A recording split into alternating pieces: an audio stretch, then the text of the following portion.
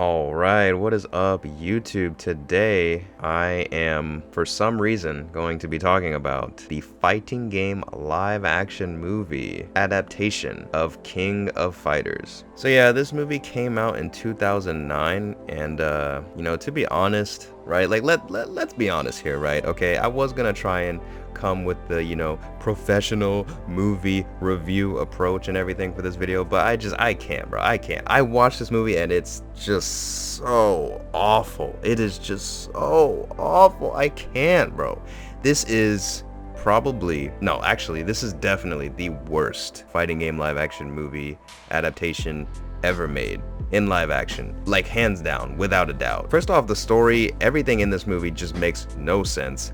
It shames every single character that is in this movie, and on top of that, not even being related to King of Fighters. Like, if this movie just wasn't King of Fighters, if it was just some random movie, it would just be a bad movie. It's still just a trash movie. Like, it is honestly very unfortunate that this movie exists. I mean, I am kind of just struggling where to even begin with why this movie sucks. And I'm not gonna make this video too long because I like I said, I can't just really review this. This is just trash. Like, this is, if you haven't seen this movie, don't watch it because it's trash. It's just trash. It is a waste of however long the movie is. It is god awful. I really wanted to like go into it with an open mind, you know what I'm saying? Like, I feel like everyone expects these fighting game live action movies to be bad anyway, but I kind of want to approach them with an open mind, especially because I feel like a lot of people always love to trash Hollywood movies when sometimes they're actually pretty decent, like the Tekken one and the Dead or Alive one. I thought those were actually really good and stayed true to their series respectfully, and like people don't even know that because one, they just want to hop on the bandwagon and trash the movie without even seeing the movie, mind you. And the reason for that is because of movies like this, because of movies like Legend of Chun-Li, where Hollywood just sees fighting game popularity and they're like, oh, let's make a movie out of this, and then the movie itself has nothing to do with the fighting game, makes no sense, and has like no relation to the series, and you could just tell Hollywood was just throwing stuff on the screen and put fighting game character names in the characters and stuff, and that was it. Like, it's not an actual fighting game live action movie and it sucks, but it's still no excuse that people can't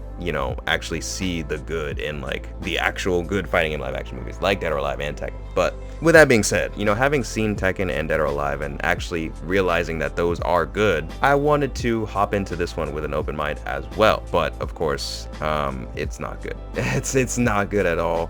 The only good things I can say about the movie are, I guess, the like opening sequence. I mean, it's kind of cool, like the music and stuff. I was like, oh, this is kind of KOFE, like when she like gets a cut on her finger and like the blood drops into like the transition, and then it goes into like the opening like sequence where there's like the beginning credits and like the motion effects of like the people and like that part was pretty okay. I was like, oh, I was kind of getting a little bit hyped, a little bit like hopes up, because I was like, this intro is kind of all right. But yeah, that's honestly, like, I'm not even joking, that is honestly probably the only good thing about this movie. And I will say this, okay, I will say the only other good thing about this movie is Maggie Q. Oh my god, bro. Honestly, I was unaware of the beauty that is Maggie Q. Like, god damn, bro. Oh my god. Like,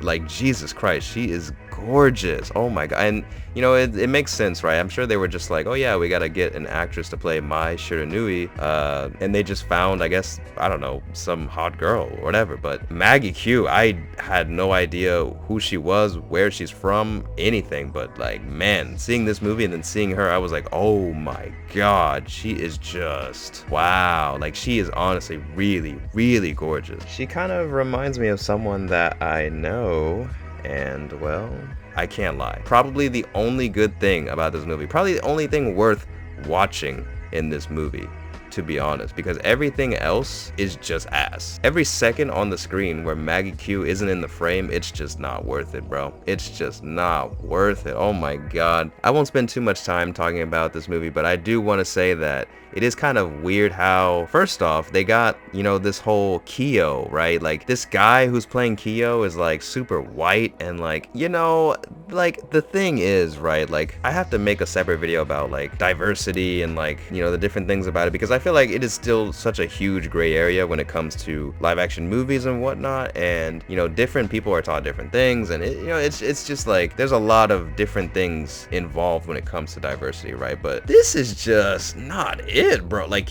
why is Kyo, like, it just doesn't make any, like, Kyo is being played by this white ass guy and his father is Asian, and it's just like, I don't know, it, like, I can understand, right, if they're trying to make it like, oh, he's adopted or something like that, but, and you know, I don't know if like that's the actual case of KOF, but I highly doubt it. Like, it's just, it's so jarring when you see like someone's name, like the name is clearly Asian, but the guy is like clearly not Asian, and then they try to make him seem Asian by his father, and I'm just like, I don't understand. What are they doing with KOF? Why are they butchering all these characters? Like, and then you see Terry Bogard by this like white guy, and I'm just like, what the hell? And then they like somehow magically get costumes when they go into this other dimension, and like the Terry costume just looks so ass. Like, I'm just like, what are they doing with this movie, bro? Oh my god. And then also Vice is like this Asian woman now, and she's not black anymore, and you know, I don't know, and I guess Mature looks, you know, pretty decent, all things considered, but like, oh my god, Mega Rugal, oh my god, just so stupid. The look is just ass. Like, it is literally worse than like a cosplay. Like, it is so bad. It's so bad. Like, what were they thinking when they made this movie? And like Iori, like, I don't know, man, I don't know. I guess you could almost kind of see what they were trying to go for, but it just still turned out so garbage, and I'm just, oh my god, dude. Watching this movie was actually painful. Like, it was actual pain. Like, I just, like, I feel like I was hurting, like, actually just like seeing Hollywood like kill these characters. Like, even in the movie, the action was still ass, and it was just like, dude, like, what the hell, man? Like, it's movies like this that really make you appreciate Dead or Alive and Tekken, because like, god, man, like, it's just, oh my god, this movie was just so, first off, the fighting was ass, but I will say I think the fighting was probably better than Legends of Chun-Li, but not by much. But when there wasn't fighting, like, it was just so boring. Like, I'm just like, what the hell, man? What the hell? And then there was Terry trying to like question Mai, and then he's like, he keeps questioning her. He's like, yeah, but then she keeps telling him the truth. And then he's like, how am I supposed to believe that? It makes no sense. It's bullshit. And then it's like, dude, you're literally like asking her, and she's literally telling you like the truth, but then you don't believe it. Like, what's the point? Why are we wasting time on this? Like, it's just, I don't know. It was just so like, it was honestly frustrating to watch. And then the final battle was just, oh my god, so ass. It dragged on for so long. It was, I really honestly was having a hard time not murdering myself while watching this movie. It was so bad. Really recommend not watching it, not even knowing that this movie exists, honestly. You know, to save yourself like a good 2 hours, just go to Google Images, type in Maggie Q, and you will get everything good from this movie that you ever would have gotten, and more. I think I am going to wrap things up there.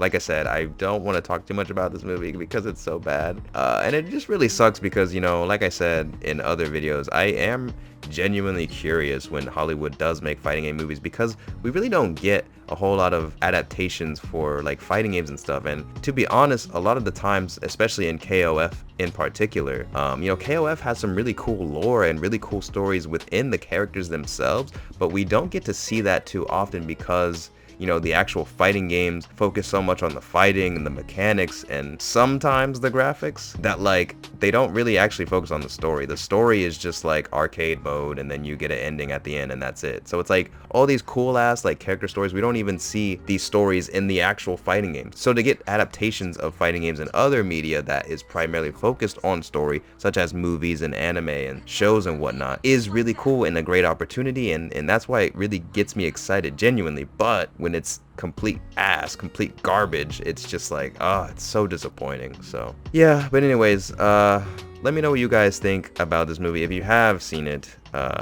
Unfortunately, if you haven't, yeah, in the comments below, leave a like on the video, subscribe if you haven't already. That helps me out a ton. And as always, thank you guys so much for watching. I really appreciate it, and I'll see y'all in the next video.